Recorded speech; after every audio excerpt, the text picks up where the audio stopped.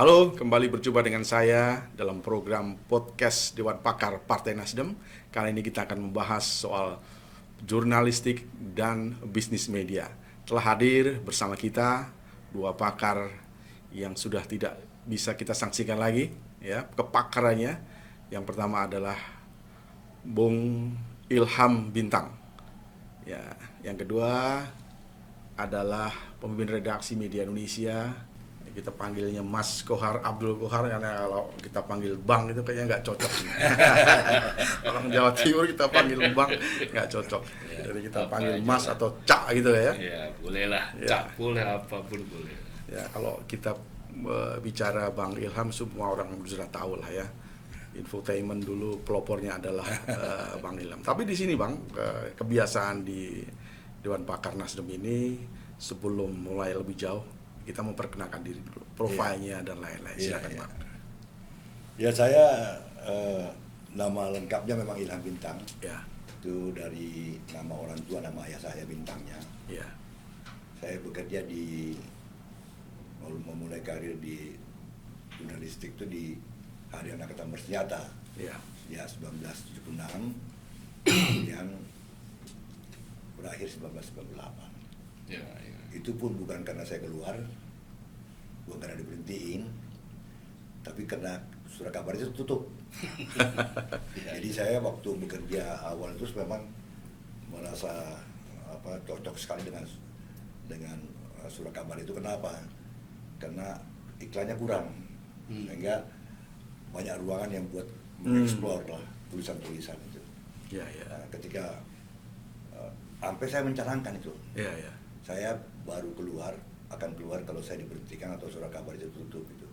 Dan alhamdulillah itu surat kabar itu tutup, sehingga saya tidak keluar karena soal lain. ya, Nah, Pak Nasruddin Hars, Oh ya, ya, ya, pemimpin ingat. redaksi pada waktu itu, dia diprioritaskan. prioritas ya. Nasdem juga masalahnya. Prioritasnya gedungnya ini. Oh, di gedung ini juga? Iya, Betul. gitu juga. Itu dia tanya alhamdulillah.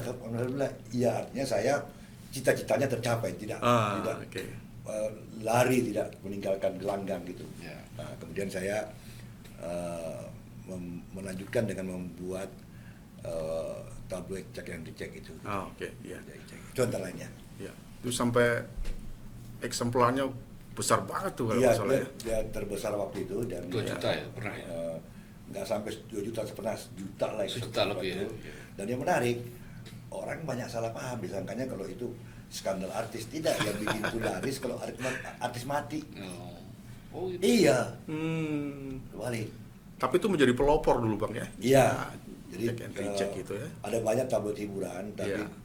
Terus bermunculan ya. tabloid dengan prinsip kerja jurnalisme Iya, iya. yang secara terukur itu sesuai dengan kaidah-kaidah yang ada. Iya. Itu kita memang perlukan ketat itu. Makanya kan namanya pun check and recheck. Ya. Iya, iya. Sehingga dulu saya minta tolong Pak Ridwana Said, senior kita, Pemret Harian Merdeka, untuk jadi ombudsman itu. Terus 6 bulan dia berhenti gitu. Kenapa? Ya apa yang kau mau buat ombudsman, ya apa mau gua awasi? Nanya, saya juga bingung kok bisa laku surat kabar kayak begini katanya.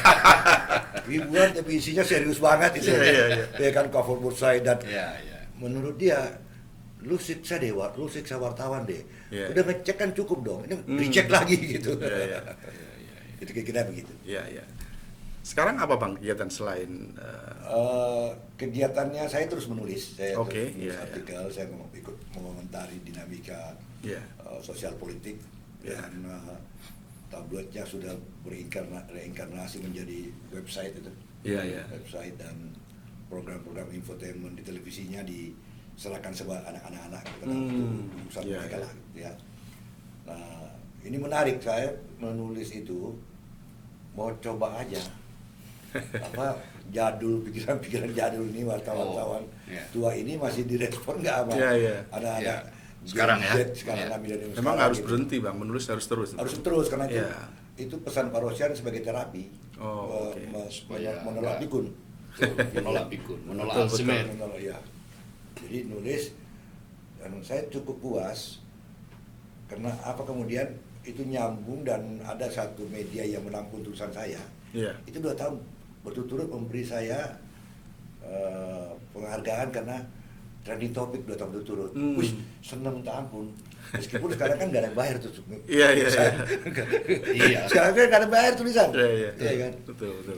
Tapi membangun jiwa lah, Iya. semangat itu. Iya, iya. Nah, sekarang Mas Kohar nih, teman lama saya ini. Oh, Ya, 25 tahun lalu Iya. sampai sekarang kita tetap berteman, bersahabat dan lain-lain. Saya udah paham betul, tapi kan penonton dan audiens Dewan Pakar belum tahu pasti. Silakan Mas Kohar. ya kalau saya itu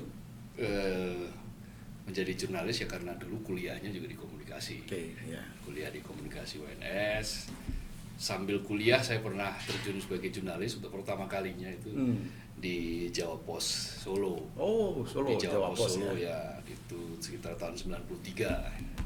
Di situ kalau 20 tahun mungkin setelah Bang Ilham. hampir 20 tahun setelah Bang Ilham. Jadi saya termasuk generasi yang berikutnya, tetapi saya masih di treatment dengan treatment yang kurang lebih agak-agak mirip lah. Oh, itu zaman Pak Dahlan mungkin ya, tahunnya Iya, 93 ya. 93 itu masih Pak Dahlan dan jaya-jayanya Jawa Pos. Waktu itu lagi Jawa Pos sedang ekspansi besar-besaran dari Jawa Timur ke Jawa Tengah. Oh, oke, ya. Sehingga sampai menggerus kue Suara Merdeka di Jawa Tengah waktu itu. Jadi Suara Merdeka yang menjadi ikonnya Jawa Tengah pun Iya. mau ditubruk pula sama Jawa Pos. Begitu pula di Jogja. Oh, Di Nah, Kedaulatan Jogja rakyat, itu ya. kedaulatan rakyat juga mau dihempaskan oleh Jawa Pos. Jadi Jawa Pos memang kalau ya teorinya perang apa itu Sun Tzu. Teori seperti kayak teori bubur panas gitu, Oh, atau oke. teori desa mengepung kota lah kira-kira Iya, iya, begitu. iya. Nah dari situ kemudian saya gabung, saya pernah tes ya. Tahun 97 itu saya tes di Antv dan keterima sebetulnya. Oh, oke. Keterima di Antv, tapi karena tiba-tiba ada krisis moneter, maka akhirnya dibekukan program itu dan saya tidak jadi masuk, lalu disuruh menunggu sampai situasi membaik. Iya, iya. Tapi kan situasi tidak kunjung membaik, sementara kan Iya. calon mertua tanya terus kapan anak saya. Oh, udah menikah waktu itu ya? Belum Oh, menikah. calon. Calon, Iya, makanya iya, saya iya. bilang calon mertua Iya, iya. menanyakan Sudah kapan anak. wartawan susah pasarnya, kena pula Krismon. Nah, waktu Krismon akhirnya ya sudah, akhirnya terus saya coba setiap hari ini carilah, akhirnya Iya, masuklah iya. di media Indonesia tepat sebelum 1 bulan sebelum saya menikah itu. Jadi rezeki saya bener itu ya. di media Indonesia itu. Dan nggak kemana-mana itu. Iya, iya, Di sampai situ, sekarang ya. sampai sekarang. Betah ya, betul. Betah. 26 tahun lah ya. Saya sudah 26 tahun di media Indonesia. Iya, iya. Jadi kalau kita lihat dari komentarnya dua narasumber kita, tamu kita ini memang sangat berkompeten betul kalau kita ngomongin soal jurnalistik kemudian juga industri pers. Gini, Bang Ilham dan Mas Kohar, kita tahu sekarang kan bisnis media, terutama media cetak gitu ya. Kemudian juga televisi itu kan semakin menurut banyak faktor lah itu ya. Kalau menurut Bang Ilham sebetulnya persoalannya ada di mana ya? Semakin menurunnya industri televisi dan cetak ini ya, koran ya, Ya terutama. saya pernah menulis tuh, judulnya Hai Kawan, Oh, tidak ada wartawan yang mati. di mana itu Bang? Di banyak media. Di- Oke. Banyak media. Never die. Wartawan never die. Saya kemukakan bahwa di zaman disrupsi ini memang kita lupa memahami bahwa yang terjadi sekarang ini itu hanya disrupsi platform, Oh, oke. ya kan? Kewartawan itu nggak akan mati, bahkan belum pernah ada masa senikmat sekarang buat wartawan. Iya, iya. Kenapa? Media sosial itu kayak luasnya ke seluas samudra itu. Anda Iya. terpikir sesuatu, ya, Anda bisa langsung tuangkan Iya. tanpa deadline, tanpa apa, ya kan? Bahkan banyak di antara kita yang justru bukan wartawan, jadi dia duit, jadi duit, jadi ini, Konten ya. jadi profit center, Iya, iya. jadi konten itu misalnya ya nggak apa-apa sebut beberapa nama ya. Nggak apa-apa. Kayak Refli Harun kan jadi duit tuh. Iya. Iya, iya. Kawan saya. Iya. Rocky Kan Gerung akrab juga, lah. Rocky Gerung juga ada punya subscribernya itu bisa 2 juta itu. Iya. Iya, iya. Apalagi dia di Corbusier dulu ngintil ya. Iya, iya. Intil gimana? Ngintil ke cek itu. Oh. Belajar, malah bukunya dia di Corbusier itu saya kasih pengantar. Dan memang mau belajar orang ini. Iya, iya. Dan kalau kemudian sekarang puluhan juta subscriber dari hidup dari situ, itu luar Wajar ya biasa. Bang ya. Kita memang masuk generasi yang tadi Mas Kor sebut, generasi yang masih terkejut, masih membayangkan masa lalu gitu, ya, membayangkan masa lalu. Padahal dunia udah berubah. Iya, iya. Kata chief editornya sebuah majalah Amerika, dunia itu berubah membuat 3 pilihan. Iya. Anda ditinggal karena nggak mau berubah. Yang kedua, Anda ikut karena mau berubah. Dan ketiga, Anda menjadi leader kembali karena Anda menguasai perangkat teknologi untuk Iya, apa bisa bersesuai dengan zaman itu. Gitu. Iya, iya. Nah, disrupsi media tidak bisa dilakukan. Saya coba bertahan, Mas Iko. 4 tahun sebelum saya tutup, saya coba bertarung gitu. Cek. Cek. Saya teliti, saya melakukan penelitian kecil-kecilan. Iya. Ketemu 4 persoalan yang memang gak ada hak hidupnya lagi media cetak itu. Yang pertama tadi, distribusinya kan hancur. Iya, iya. Distribusi hancur. Dengan apa kita bisa antar produk kita ini ke pembaca gitu? Iya. Itu melalui agen dan pengecer. Ya. Mula-mula pengecernya, saya ceritakan tadi, pengecer itu dia bawa makin sedikit, sudah gambar makin tipis, lalu kemudian dia tiap lampu merah 10 kali, kan dia punya harga diri juga. Iya, Ngapain? iya. Dia jualan barang nggak laku. Gitu. Diganti dagangannya menjadi teh botol atau apalah macam-macam itu. Air mineral ya, Pak. Air tisu. Nah, kedua kita periksa distributornya, agen itu. Iya. Agen itu saya bergaul mereka semua orang-orang yang otodidak. Jadi bakat keahliannya itu sayangnya bisa diturunin ke generasinya dia, penggantinya dia, yang sekolahnya lebih bagus dan kemudian memilih jurusan yang dia mau. Iya, iya. Dan ketiga, taruhlah ini distribusinya bagus, packagingnya bagus, pembacaannya nggak ada. Mereka tuh nggak mau lagi, gimana? Dulu kan kita jualan koran saya tuh Mas Kohar tuh kaca diginin, buka kaca langsung bayar. Iya. Sekarang orang buru-buru tutup kaca kalau koran itu. Ya kan kenapa? Apalagi di zaman Covid. Iya, iya. Ya kan takut bisa masuk begitu. Iya. Nah, keempat, ya kita berpikir ya, sama dengan mengusung batu nih, penerbit ini mengusung batu dong. Kayak Sisyphus mengusung batu gunung nggak akan nyampe-nyampe. Udah stop apa sekarang trennya? Ya media digital. Kita coba main di situ. Media digital pun kalau Anda tanya bagaimana sekarang ini, saya kira kita sependapat belum sepenuhnya rampung. Iya, iya. Belum sepenuhnya rampung penguasaan kita terhadap model bisnisnya. Iya. Misalnya, ada beberapa yang berhasil, tapi yang berhasil itu pun juga tidak bisa signifikan naik karena saingannya banyak. Iya, iya. Harga kertas kayaknya juga berpengaruh tuh Bang ya, dicetak sekali. Iya, sebenarnya harga saya tuh tabloid yang paling mahal loh, sengaja. Iya. Terakhir itu berapa halaman itu? Tetap 40 halaman. 40 ya. Dan harganya paling mahal 10.000 sampai saya Seminggu sekali tuh Bang ya? Ya. Seminggu sekali tuh ya? Seminggu saya dicari, Iya, iya. dicari orang. Meskipun mahal tetap. Iya, orang 6.000, 10.000 aja sekalian gitu. Iya kan pengen ini. Tapi kita juga ya kalau mikirin itu kan frustrasi ya. Betul, Kemana itu pembaca ratusan ribu itu? Iya. Tiba-tiba senyap, tiba-tiba nggak ada tuh. Seakan-akan mereka bersekongkol Iya. meninggalkan kita gitu. Iya. Dan kawan-kawan merasakan tuh pahitnya juga, pahit dalam tanda petik. Dulu artis tuh ke kantor Pak, mempromosikan Iya, produknya betul, di kantor.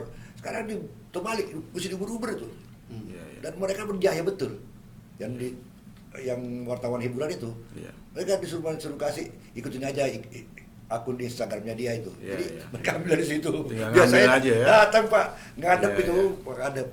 Ya tapi dunia terbalik itu, Betul, terbalik betul. benar. Iya. Bang Kohar kan sudah 26 tahun ya berkecimpung dalam jurnalistik. Beberapa kali saya juga melihat Bang Kohar juga menjadi pemimpin redaksi lah ya di beberapa tempat. Pasti kan punya pengalaman yang lebih lah. Nah, kiat-kiatnya apa itu sehingga ketika saya panggil Mas lah ya tadi Bang lah terus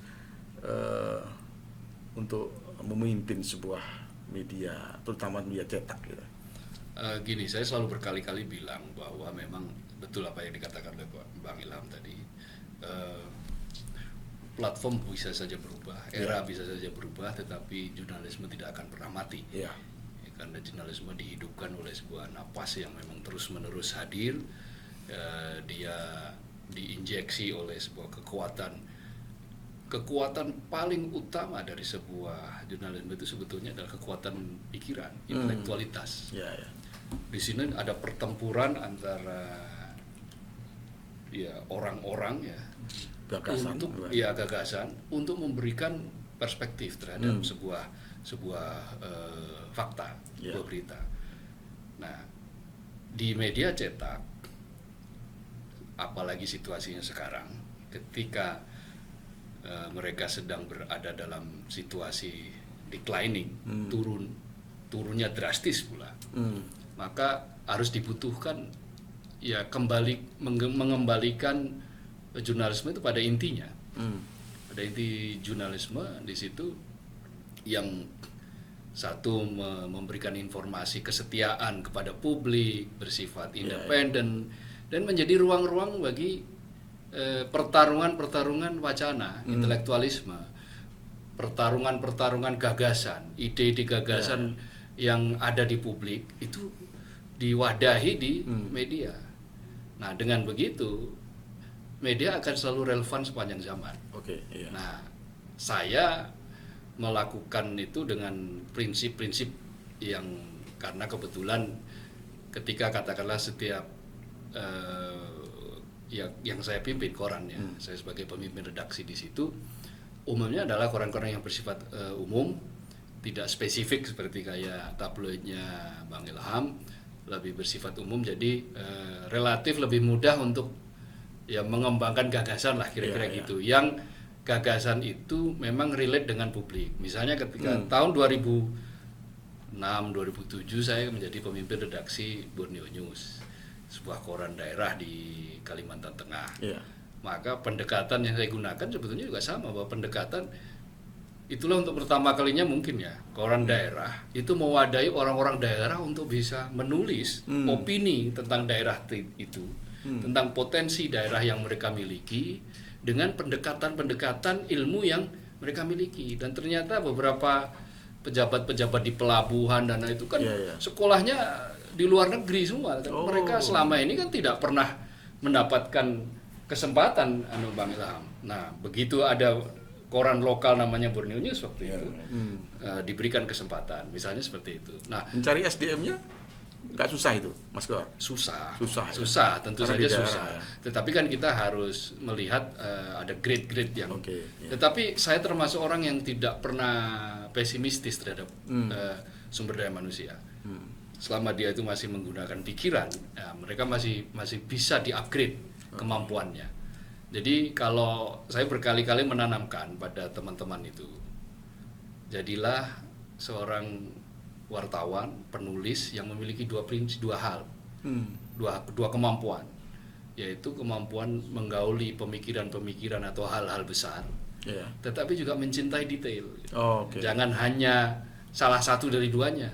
Kalau cuma menggauli pemikiran-pemikiran besar, berakrab-akrab hanya dengan hal-hal besar, mungkin jadi filsuf lah. Akan jadi filsuf seperti kayak Rocky Gerung. Tetapi kalau hanya mencintai detail, saya selalu mengatakan itu nanti akan jadi seperti kayak sekretaris desa gitu. Tetapi kombinasi antara dua itulah yang membuat sebuah produk jurnalistik itu bisa diterima oleh masyarakat. Produk jurnalistik itu punya makna.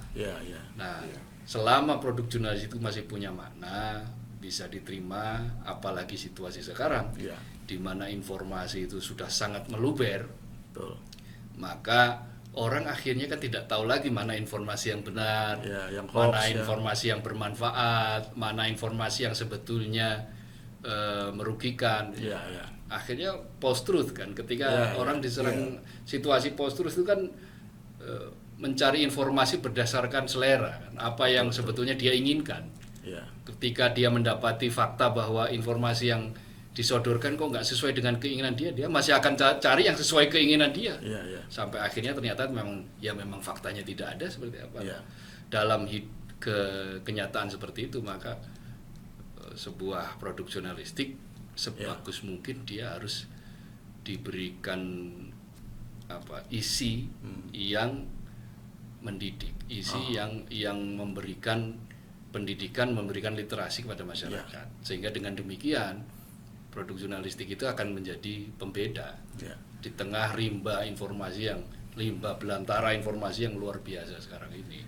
Ya, tapi persoalannya gini, Mas Kohar. Kan kalau kita lihat sekarang media sosial itu sangat berkembang pesat sekali. Ya. Menggerus iklan juga, Betul. tapi juga menggerus pembaca maupun pemirsa di televisi. Nah, itu Bang Ilham melihatnya gimana tuh, Bang? Ya, sebenarnya sejak awal saya mendirikan Cek Edicek itu ada upaya mengedukasi publik juga, mengedukasi wartawan juga, bahwa Anda nggak bisa oncang-oncang kaki memberitakan sesuatu.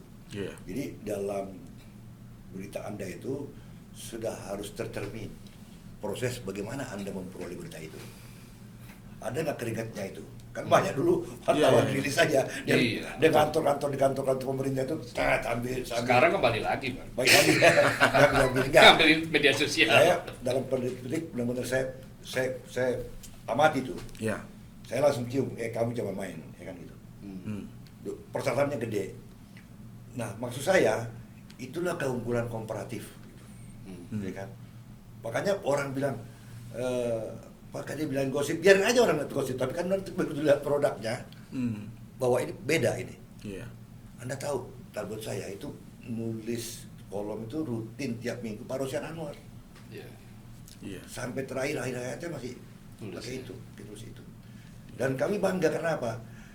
Karena tabloid itu kita buat sedemikian rupa yang Pak Tri nggak yakin kok bagaimana sih bisa laku serius amat, nggak pernah tubuh sumbernya kita tampilkan, profil mukanya aja, kita menolak sensualitas, kita malu kalau itu sensualitas membuat tabloid itu laku gitu. Lalu apa nilai sensualitas itu? Ya fakta-fakta Yayu utarakan, Yayu susun itu yang menjadi daya jualnya yang tinggi. Gitu. Bagaimana anda bisa menyusun fakta-fakta dengan bahasa populer yang mereka bisa paham gitu. Itu bukan kata sifat ya. Mas Kohar gimana melihat tadi? Kalau industri media memang diancam oleh disrupsi. Sekarang itu menghadapi bukan hanya televisi. Bukan hanya kalau koran cetak kan malah sudah duluan. Jadi data We Are Social itu kan selalu dia mengeluarkan data ya setiap saat itu menunjukkan tren kecenderungan bahwa jumlah mereka yang membaca produk cetak itu sudah di bawah 7%. Sementara yang membaca UNESCO ya. We Are Social. We Are Social. Nama institusi yang selalu mengeluarkan report di bawah 7%. Di bawah 7% itu yang produk cetak. Sementara produk bahkan ada yang menyebut 2% sekarang. Tinggal 2% cetak itu. Memang terkonfirmasi ya? Iya. Terkonfirmasi dengan penutupan banyak. Iya. Nah, sementara televisi itu trennya juga turun. Dari waktu 5 tahun yang lalu itu masih di angka 30-an 8 atau 45 malah mungkin. Sekarang sudah di angka 27%. Penontonnya ada di handphone ya? Iya. Orang menonton televisi sekarang berubah melalui platform media sosial YouTube misalnya. Atau di handphone gitu. Lalu bahkan media online pun itu juga aksesnya juga tereduksi juga. Terkena disrupsi juga. Jadi yang menyebabkan itu semua terjadi ya karena orang mendeklar biasanya mengatakan begini, semua orang sekarang bisa menjadi wartawan. Nah, mereka dengan gagahnya mendeklar seperti itu sehingga situasinya ya sekarang apa yang dihadapi seperti sekarang ini. Industri televisi itu boleh jadi sekarang kekurangan pendapatan bisa sampai 50%-nya, shortnya itu bisa sampai berkurang 50% bila dibanding sebelum COVID. Pendapatannya. Koran hampir sama kira-kira. Ya sekitar 40-45% kan karena koran Memang seperti itu. Online juga sedang turun. Kenapa? Karena bayangkan jumlah media online itu bertumbuh terus. Iya. Sampai kira-kira diperkirakan 51 ribuan ada. Bahkan sekarang kalau sudah pensiun jadi wartawan, Nah, bikin sendiri 2-3 online. orang bikin sendiri. Nah, itu 51 ribu. Iya, iya. 3.800. Itu pun jumlah persisnya cuma Tuhan yang tahu. Nah, iya, betul. Itu perkiraan. Perkiraan. Karena diperkirakan begini, Indonesia itu kan ada 514 Iya. kabupaten kota. Iya. Nah, kalau tiap-tiap kota itu kabupaten itu Ada. ada 100, Iya. 100 online, maka ya 51 Kalikan ribuan. aja. Kabupaten 100. 100-an. Itu bisa sampai 51 Saya ribuan. coba nyambung tadi Iya, Mas iya, Kohar. Jadi ancaman ini sebenarnya sudah datang belasan tahun lalu. Iya. Kan disrupsi media ini kan terjadi bukan sekarang. Di tahun awal habis reformasi kan banyak tutup. Iya. Iya, iya. Iya, iya. Media-media tutup tuh. Saya justru yang justru bangkit justru di saat terpuruk itu. Saya gelari tim saya ini tim bondo nekat itu. Jadi ada istilahnya tuh. Kalau main bola mesti pakai sepatu, kalau enggak kami lapangan becek pun nggak perlu bisa itu. Oh, iya. Dengan tekad seperti itu. Iya. Nah, tapi pembaca saya menelitinya, mula-mula pembaca itu kritisnya dia hanya mau baca apa yang dia mau, yang dia suka. Dia menyeleksi sendiri koran per apa yang mereka langganani. Iya, iya. Lalu kemudian kedua, mereka sudah mulai belajar bikin, ya kan? Setelah booming media sosial, mereka tampil sebagai jurnalis warga itu, ya kan? Banyak yang bagus-bagus loh Pak. Iya. Pak Kohar, Ya. saya boleh pernah mengatakan bahwa 8 dari 10 skandal besar di Indonesia ini yang diusut oleh pihak kepolisian atau pihak berwajib Iya. itu temuan dari media sosial, dari netizen. Dikala Mas Kohar saya lagi tidur nyenyak itu, mereka berselancar, yang ketemu ada warga Papua digaplok palanya sama tentara misalnya. Ya. Zaman Covid bagaimana gubernur disuruh apa nih pembatasan aktivitas itu malah bikin joget-joget, bikin sepeda. Ada Itu anak netizen. anak disuruh menggonggong. Ngomong kalau Iya, iya, iya, yang baru- mainstream baru juga saja viral. bingung nulisnya bagaimana suruh menggonggong gitu. Iya. Iya kan? Lalu Rafael Alun. Ya, Rafael Alun. Betul. Rafael Alun. Iya. Itu media sosial yang menguliti mereka. Iya. Dicek itu. Ya kan? Termasuk dia sekarang lagi di Budiari ya. Yang ditelisik sama media sosial itu kan. Iya. Buka rekeningnya. Aduh. Ngeri, Ngeri, itu, Bang. ngeri. Iya, iya. Tapi saya waktu zamannya Pak Asumardi Arsra Ketua Dewan Pers, Iya, Ketua Dewan saya Pers. komunikasi beliau lancar dengan beliau. Iya. Pak, ini jangan dinafikan Pak. Ini calon-calon jurnalis yang bagus ini. Dewan Pers harus merangkul mereka Iya. dan memberi pembelajaran, briefing mereka untuk mengenal tata etika dalam berkomunikasi Iya. dengan publik. Karena ini pun potensinya luar biasa, nggak dibayar loh mereka. Iya, iya. Nggak ada tutup. Dan Anda perhatikan, di nyambung Pak Mas Kohar nih, Iya. 8 dari atau mungkin 6 lah, terlalu banyak 6 dari 10 berita media mainstream itu menurut netizen. Itu kan dikutip netizen. Iya. Rame di netizen, rame Iya, di media sosial seperti ini. Iya, iya. Dan akhirnya jadi itu barang. Jadi tidak ada kasus bisa diungkap tanpa Iya. netizen itu.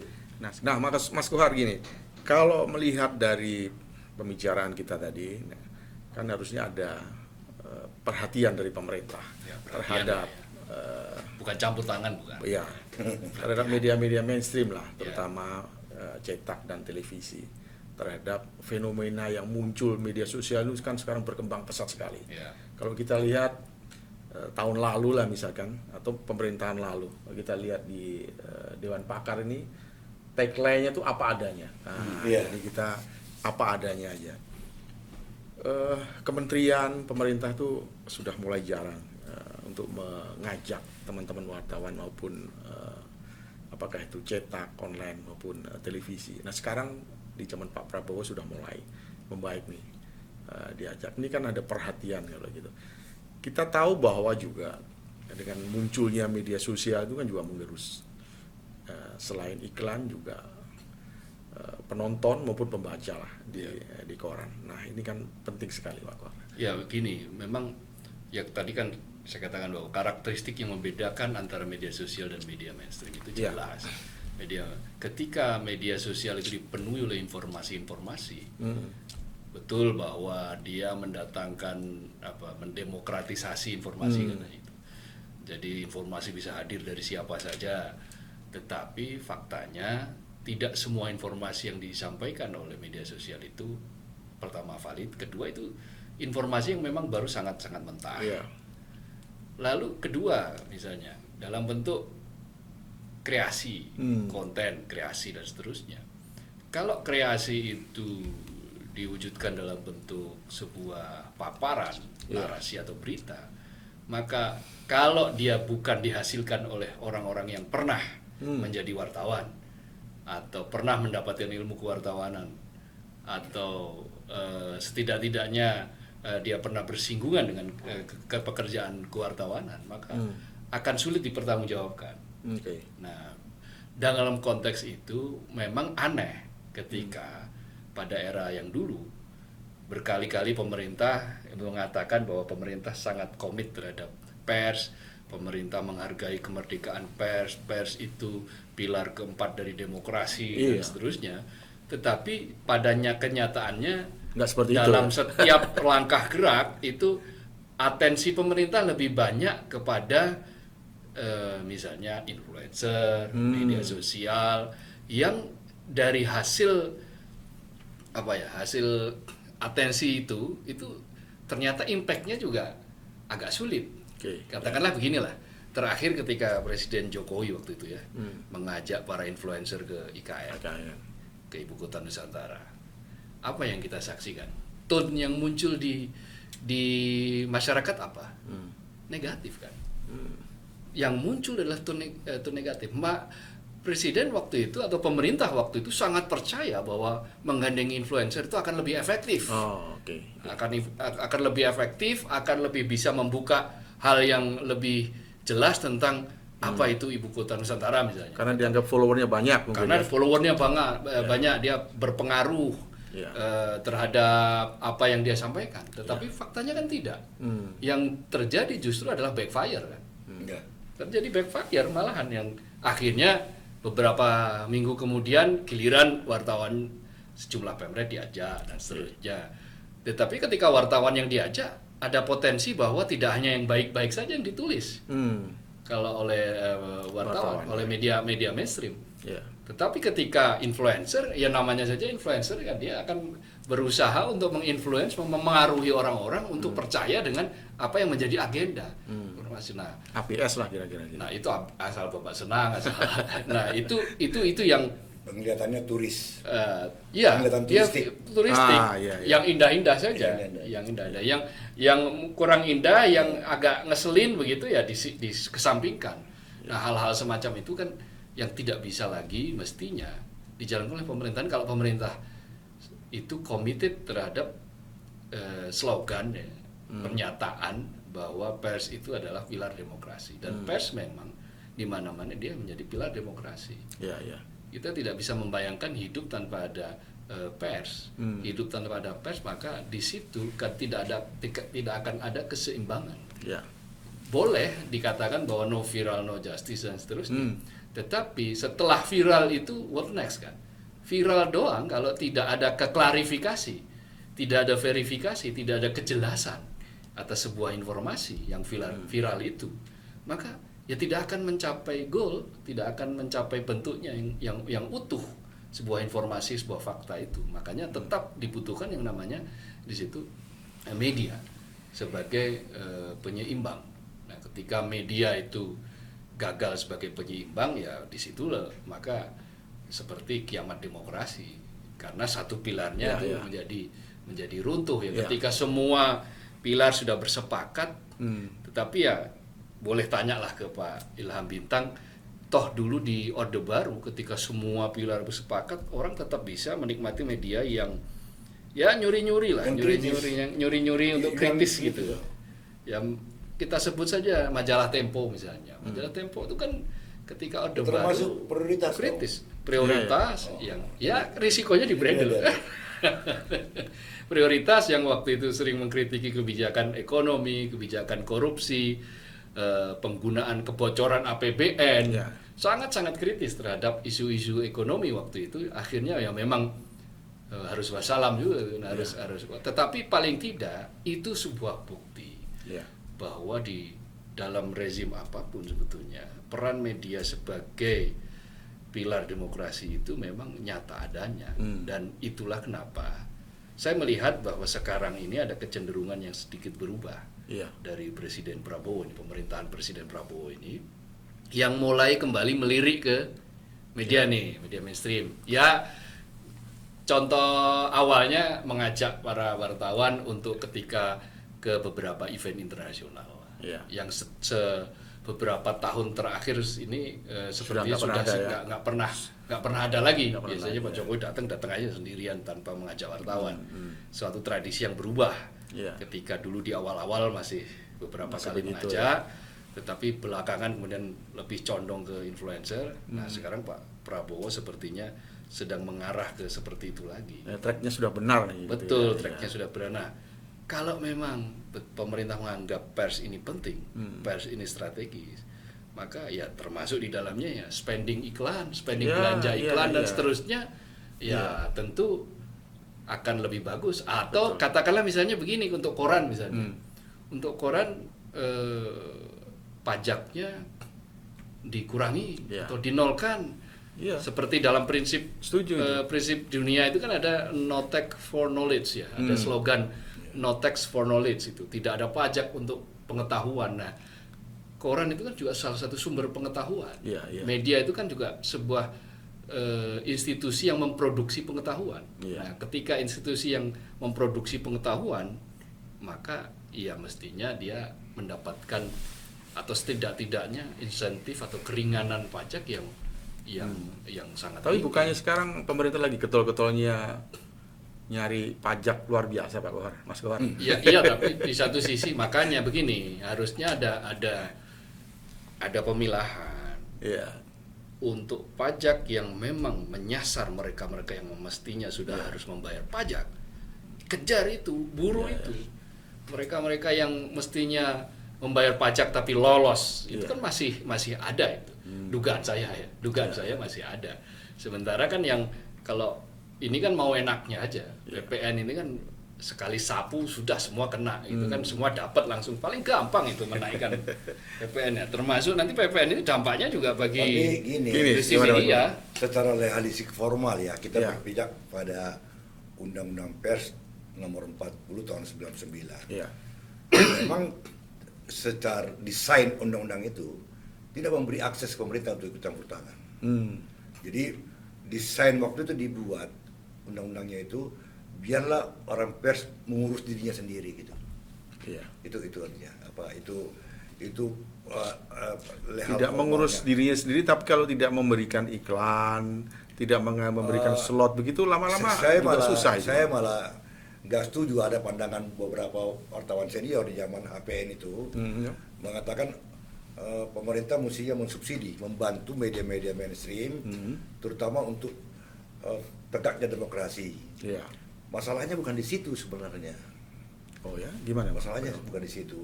Kayak misalnya waktu itu baru tutup namanya Suara Pembaruan. Oh ya. Ya. Itu yang punya itu kan punya pohon duit itu. Iya, iya. Iya, Pak. Ya. Ada yang membantu dia, ada yang mau subsidi dia. Padahal dia bisa sebenarnya. Tapi karena pembacanya nggak ada. Iya. Pembacanya nggak ada. Media lain lagi yang lebih tinggi lagi. Tempo tutup kalau nggak salah. Korannya kan. Koran Tempo. Orang tutup juga. Republika Dia pakai juga digital. itu ya. Republika. Kurang apa ya Erick Thohir? Masalahnya memang mereka malu itu kenapa? Karena dianggap berjualan barang jadul, tidak ada pembelinya gitu. Nah, sekarang di media platform digital, Pak Kohar, ada namanya publisher rights itu. Ya. Iya. Ya, itu juga saya pesimistis tuh. Karena belum ada di dunia ini pernah dibuat sebuah undang-undang. Sebuah undang-undang yang bisa merubah pandangan orang terhadap, merubah ekonomi, bisa membuat undang-undang itu bisa memaksa orang untuk membantu secara ekonomi. Nggak ada itu. Itu mekanisme pasar. Anda nggak bisa bentuk itu. Saya ingat zamannya itu peristiwa lama sekali pas masih kita muda. Ali Sadikin itu sampai didatangin sama pembuat film Indonesia gitu. Supaya kalau bisa film Indonesia menjadi tuan rumah di rumah sendiri. Ya setuju. Tapi saya akan larang hansip saya untuk mengerahkan rakyat penonton ke bioskop itu. Itu apaan? Itu nggak benar. Ini paham saya. Jadi masalahnya bukan di situ. Masalahnya bukan nggak punya uang cetak nggak segala macam. Konglomerasi semua media Indonesia ya. Halo, siapa? Ya kan Kompas punya konglomerasi segala macam ini. Tadi sudah Mas Suar jelaskan. Masalahnya shifting di pembaca berubah minatnya, berubah orientasinya untuk mengkonsumsi berita gitu. Nah, kita hanya berharap sekarang ini juga loh Mas Kohar, bahwa dengan prinsip verifikasi segala macam ini, media pers di tengah gemuruh platform digital, platform netizen, platform media sosial yang memproduksi berita sampai seperti limbah itu melimpah. Kita berharap nanti sampai pada titik jenuhnya itu, ini berharap benar nih dunia dan mereka kembali kangen kepada verifikasi data itu. Dan kita sudah mulai. Kita kan sering terima itu di WhatsApp. Polri itu macam-macam ini, kita langsung cari itu. Benar nggak ini ada di berita mainstream? Kalau tidak ada di hoax, pasti hoax. Sekarang sudah kebalik. Balik. Udah mulai. Nah, ini kita berharap bahwa ini momentum itu. Publisher rights itu akan mengatur, nggak bisa atur, nggak ada peraturan di dunia ini yang bisa. Kalau tahu Amerika duluan dong yang lebih dikdaya. Ada Bang Australia itu. Australia itu sukses. Belum berhasil juga. Saya dapat informasi terakhir teman-teman baru dari sana. Enggak juga. Karena ini kan pasar, Pak. Sama dengan kita dulu zaman-zaman habis reformasi, gua tahu lu katanya Ilham. Trik lu. Berapa lu digendong, lu punya digendong tabloid, lu digendong sama pengecer gitu. Nah, gua kasih duit dia 2.200 satu hari si pengecernya. Betul, dia pajang begini. Tapi kan akhirnya kan siapa yang beli? Bolak-balik begini genteng begini taruh belakang lagi sini. Masih dia karena dia terima pembayaran. Lama-lama kan dia nggak malu juga dan lepas itu. Jadi kontennya Pak. Kita harus memang masuk lagi ke fase awal-awal kita membuat berita lah, membuat media gitu. Zaman media zaman dulu. Kalau Anda periksa di museum pers itu, awal-awal juga mereka juga nggak tahu model bisnis kayak apa. Kadang-kadang iklannya di depan gitu, kadang-kadang iklan begini segala macam, belum tahu. Berarti Mas Kohar kuncinya salah satunya adalah inovasi ya mungkin. Inovasi. Di media cetak maupun Sekarang kan semua media melakukan hampir semua lah itu melakukan transformasi, transformasi besar-besaran. Ada yang segera mentransformasi diri, tapi ada yang baru belakangan melakukan transformasi. Tidak masalah, intinya adalah dipaksa keadaan untuk melakukan itu. Sekarang semua media mainstream pun juga terjun di media sosial, dan tidak masalah. Nggak bisa lagi kita uncang kaki itu. Jadi semua sekarang mereka itu salah satu untuk menunjang bisnis mungkin. Betul. Ya selain menunjang bisnis juga untuk keberlangsungan memelihara ini tradisi pers. Bahwa media sosial itu supaya tidak hanya diisi oleh informasi-informasi yang belum terverifikasi. Nah, ketika media sosial itu diisi oleh hal-hal yang belum terverifikasi kan sangat berbahaya. Betul. Maka dari situlah selain memang tujuan untuk tetap supaya sebuah media itu eksis, salah satu diantaranya termasuk ada semacam misi mulia lah ya.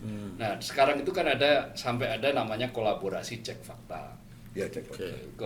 Kolaborasi cek fakta itu dilakukan oleh berbagai media gitu, media digital itu berkolaborasi juga dengan Google untuk mengecek informasi-informasi yang beredar di masyarakat, apakah itu hoax atau bukan. Di Facebook juga kayaknya. Di Facebook, Facebook juga dengan ada melakukan itu. Jadi dengan kolaborasi cek fakta itu maka publik yang menjadi sasaran informasi itu tidak dirugikan.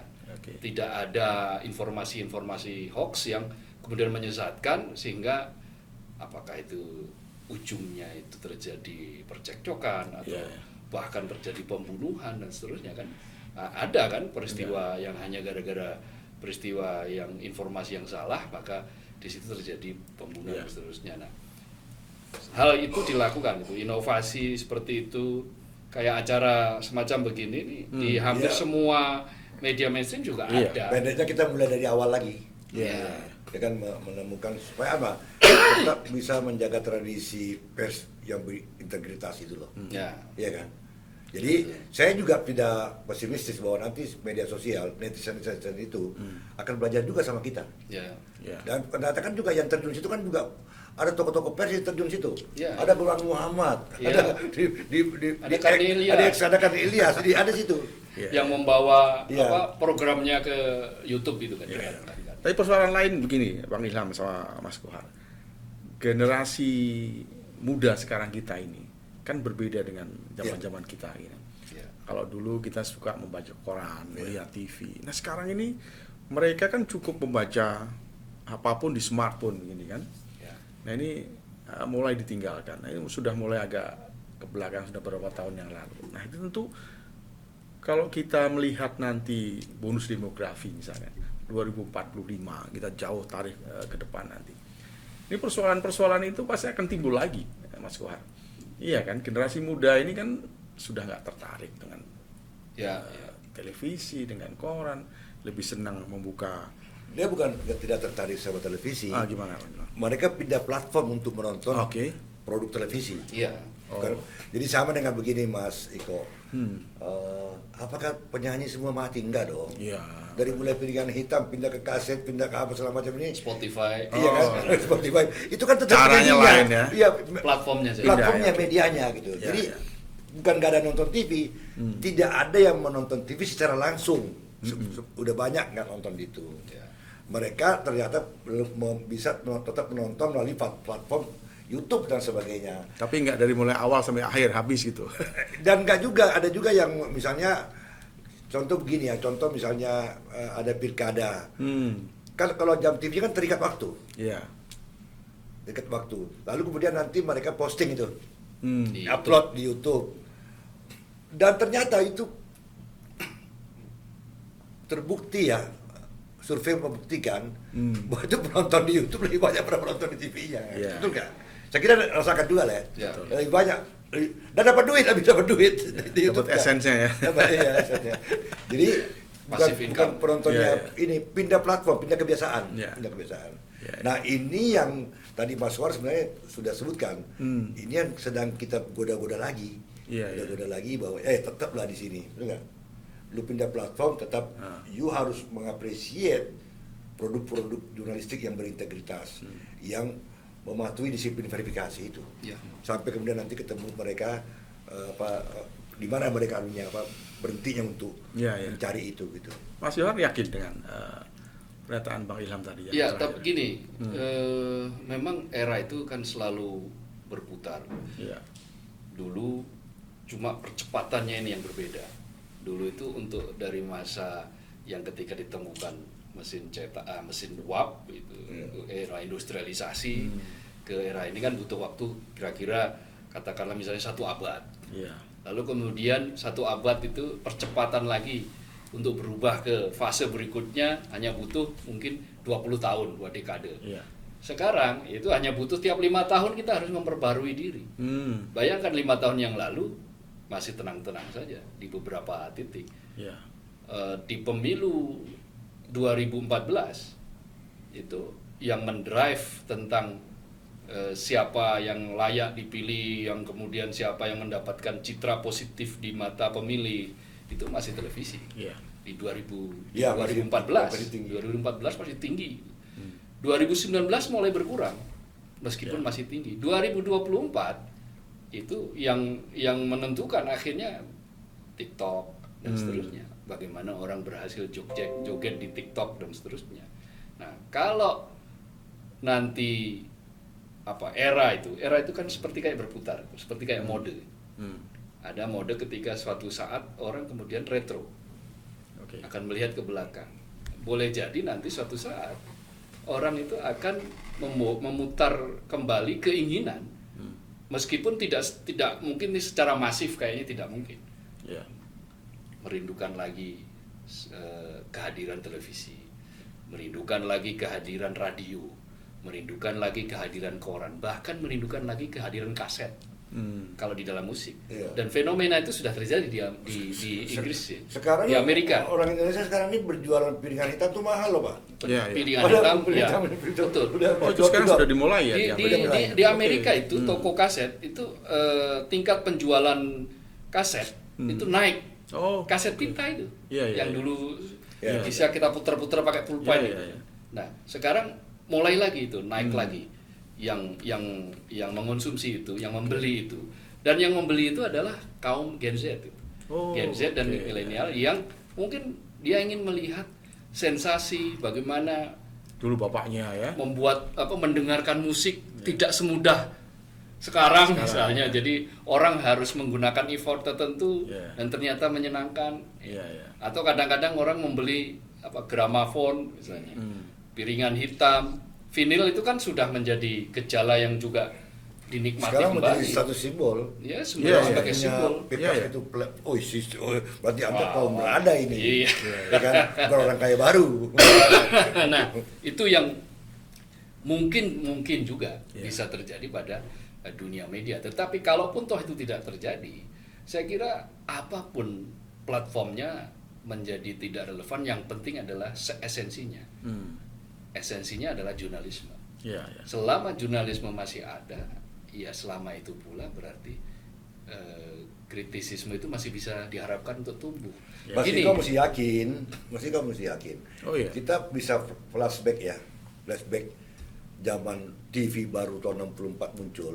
Orang mengatakan radio akan Radio mati. akan mati. Iya, iya. Ya kan? Betul. Saya kan radio kemudian hidup. Hidup sampai sekarang malah. Sampai sekarang bahkan kemudian digambarkan bahwa bioskop juga mati. Ya.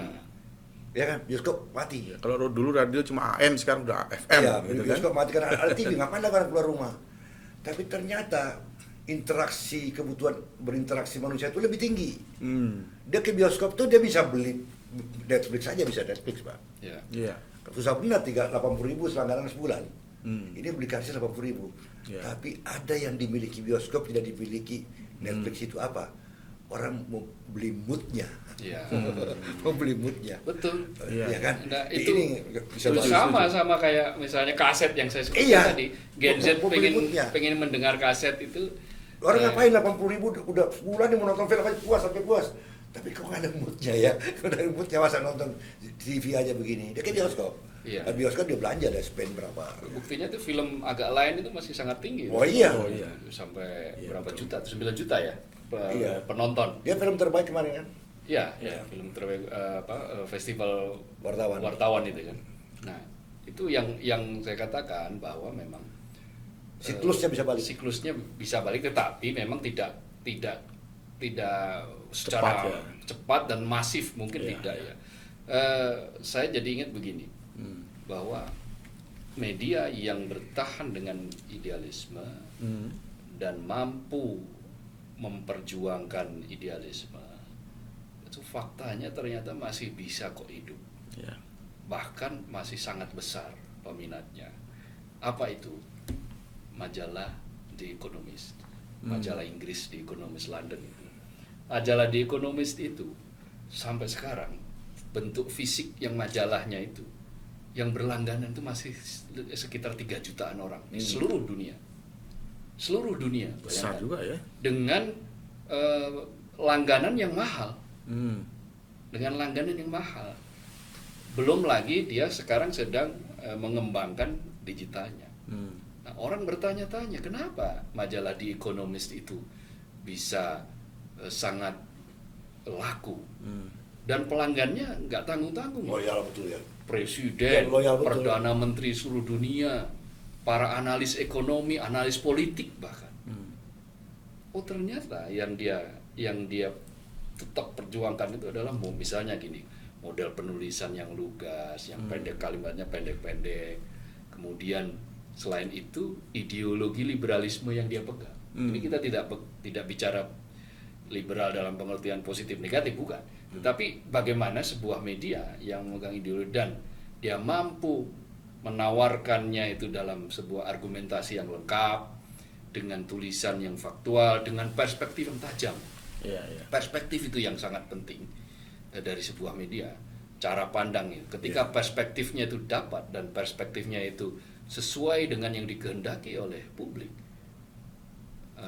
merasa menjadi sesuatu yang menjadi bagian dari publik, maka dia akan dikonsumsi oleh publik. Buktinya yaitu di Ekonomis sampai sekarang. Itu kalau coba diriset itu masih ada 3 juta pelanggan. Itu yang fisik loh. Belum lagi subscribe yang di yang di digitalnya, di platform digitalnya. Jadi model-model pendekatan seperti itu, ya karena tadi misalnya kayak publisher rights tadi, Bang Ilham saja pesimistis itu bisa karena bisa mengerangkeng Google gitu. Iya, karena nggak bisa itu. Atau platform digital internasional lah. Nggak gitu bisa kita maksa pembaca, lu baca ini, iya kan? Mereka merdeka dong. Kalau publisher right itu kan gini prinsipnya sebetulnya kan, yang dipaksa itu platform, Bang. Yang dipaksa itu platform digital internasional itu untuk membayar kepada media. Medianya informasinya dia jadikan sebagai sumber, misalnya kayak Google, dia harus membayar ketika media kita itu diambil di agregasi oleh Google, maka di situ ya Google harus membayar. Iya, dan itu sekarang tumbuh bener Mas Kohar di online misalkan, tumbuh banyak banget yang Mas Kohar. Enggak, yang beratnya itu kan dia diwajibkan membayar apa yang diagregasi media. Iya. Oke? Iya. Tapi harus jurnalisme berkualitas. Ya, jurnalisme berkualitas. Itu problem. Karena Google juga nggak mau dong. Ada juga yang memang bagian pembaca yang mau tayangan-tayangan ringan aja kan begitu. Enggak, jurnalisme berkualitas itu bukan soal berat ringan. Lebih kepada tadi itu ya Bang, yang ada verifikasinya. Oh itu dia, itu yang saya maksud. Prinsip-prinsip jurnalistik. Ya sama dengan di TV, Anda mau suruh maksa orang nonton film produksi kalau maaf sebut yang berkualitas dengan nonton filmnya warkop gitu, nggak bisa dong. Ya kan, nggak bisa TV mengatakan you nonton ini aja yang berkualitas lah, ini film warkop, nggak bisa. Karena gini awalnya itu, kenapa seperti itu? Ada sebuah ekosistem yang tidak adil. Ada aturan main yang tidak adil. Gini contohnya, kalau kita lihat TV itu kan banyak sensornya. Produk TV kita misalnya yang harus sensor, ya kan? Enggak, misalnya di blur. Kalau ada sesuatu merokok, orang adegan merokok tidak boleh, harus di blur. Tapi kalau kita saksikan hari ini di YouTube, itu orang bebas merokok, dimunculkan dan YouTube bisa diakses di podcast ada yang merokok. Di podcast ada yang merokok dan seterusnya. Artinya apa? Ini kan aturan mainnya nggak sama. Untuk sebuah medium yang saya kira kurang lebih sama-sama video gitu.